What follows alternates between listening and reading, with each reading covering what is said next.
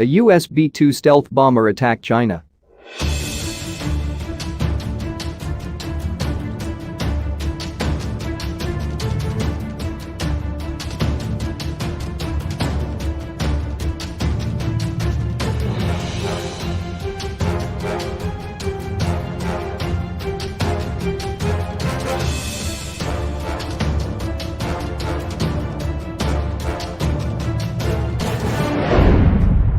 During NATO's 1999 air war over Yugoslavia, the Atlantic Alliance struck hundreds of targets over Serbia and Kosovo.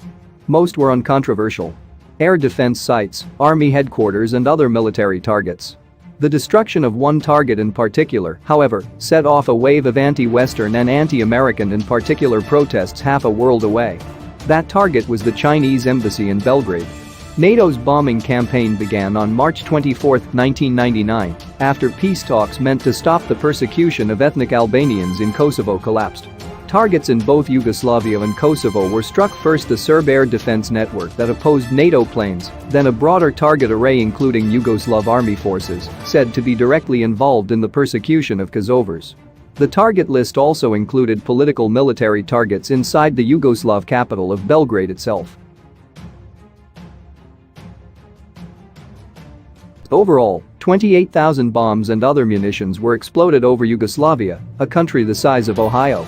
William Cohen, then Secretary of Defense, characterized Allied force as the most precise application of air power in history. Some 500 civilians died in the bombing, a remarkably low number for such a high number of munitions expended. In its own account of the campaign, NATO stresses that targets were carefully selected and that massive effort was made to minimize the impact of the air campaign on the Serb civilian population. Despite the seemingly extensive target vetting, on May 7 the Chinese embassy in Belgrade was struck by 5 joint directed attack munition satellite-guided bombs delivered by US Air Force B-2 Spirit bombers. 3 Chinese journalists Xiao Yunyuan of Xinhua and Zhu Xinyu and his wife Zhu Ying of the Guanming Daily were killed in the attack. 20 other Chinese nationals were injured, 5 seriously.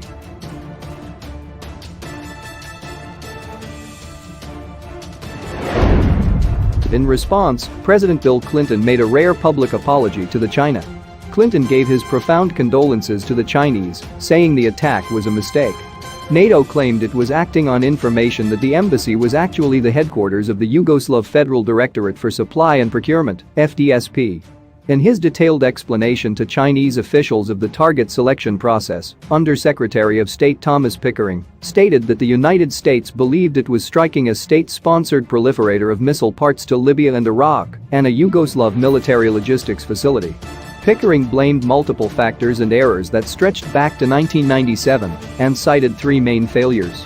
The flawed technique used to identify the FDSP building, the US military and intelligence community's complete lack of understanding of where the Chinese embassy was actually located, and the lack of vetting the FDSP's location with anyone who actually knew better. As Pickering pointed out, although many US and NATO diplomats must have actually visited the Chinese embassy in the 4 years since it moved, its new location had not been updated in no target databases. Despite assurances that the attack was a mistake, a wave of anti-American protests spread across China, targeting the US embassy in Beijing and consular facilities in other major cities. Tens of thousands of Chinese demonstrated in Beijing, and US diplomatic buildings suffered damage from vandalism. Chinese authorities cordoned off the buildings from protesters, but otherwise allowed them to continue. Across China, the general consensus was that the destruction of the embassy in Belgrade was intentional. Even the Chinese government did not believe that the embassy was bombed because of an out-of-date map. The attack, intentional or not, tapped into a deep vein of anti-foreigner sentiment in China dating back hundreds of years. Chinese people, having lived their entire lives with the knowledge of unequal treaties, demands, and other aspects of colonialism forced upon a weak China, viewed the attack as yet another humiliation imposed by foreign powers. Much of the anti-Western sentiment was heartfelt.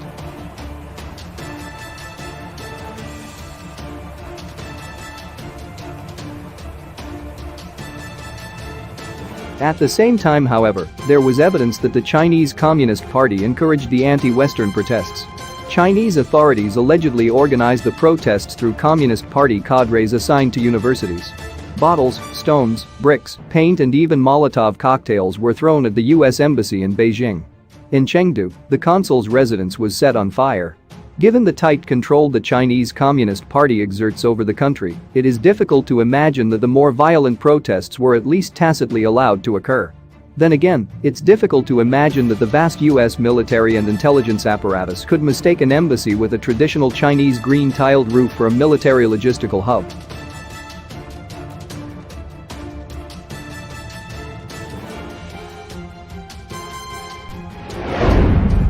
The rush to conspiracy on the part of China is in some ways understandable. There is no obvious reason why the Chinese embassy in Belgrade should be bombed, especially by an all-seeing and all-powerful American military. Simple stupidity simply can't be the cause. Terrible acts such as the bombing of the Chinese embassy must have equally terrible causes, such as a mysterious, racist, imperialist urge to once again humiliate the great Chinese people. Yet to what end? There was no logical reason to intentionally bomb the embassy and provoke China, nor was there a great swelling of anti-Chinese feeling in America that would have provoked such an act. Ultimately, the conspiracy explanation lacks motive. Hanlon's razor says it best. Never attribute to malice that which is adequately explained by stupidity.